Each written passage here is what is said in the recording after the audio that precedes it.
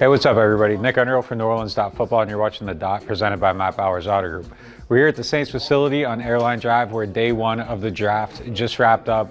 And probably expectedly, we saw the Saints take an aggressive approach to address their needs, and they came out of here addressing their two biggest needs coming into the draft. Wide receiver Chris Olave, the team traded up to get him, and then at 19, they selected Trevor Penning, the mauling offensive tackle out of Northern Iowa. Dennis Allen spoke after the draft and explained the pick, saying that Chris Olave was one of the more polished players in the draft, and they really liked his route running. They targeted him early on and were able to get him by moving up in a trade. Well, look, I thought there were some good receivers in this draft, but he's the one guy that I felt like, man, I know exactly what I'm getting in this player.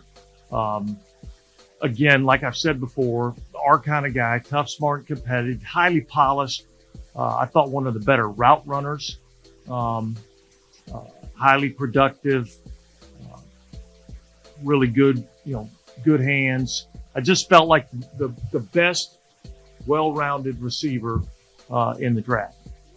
And in one of the clear differences between Dennis Allen's regime and Sean Payton's regime, back when the Saints selected Cesar Ruiz, Payton came out here after the draft and said right away, when they draft a player that high, they expect him to start.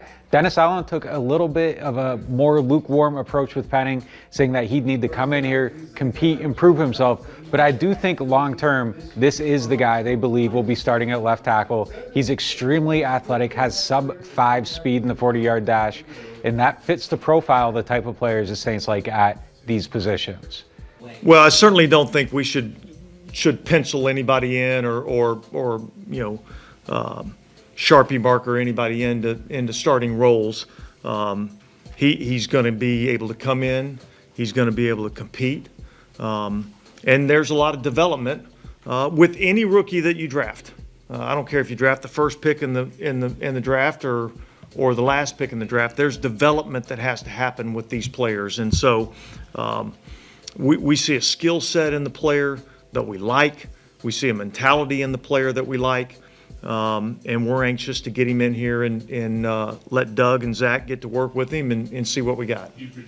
So heading into day two of the draft, the Saints still have the 49th overall pick. There still might be a need at safety if the team doesn't sign a free agent player like Tyrann Mathieu or have that in their plans.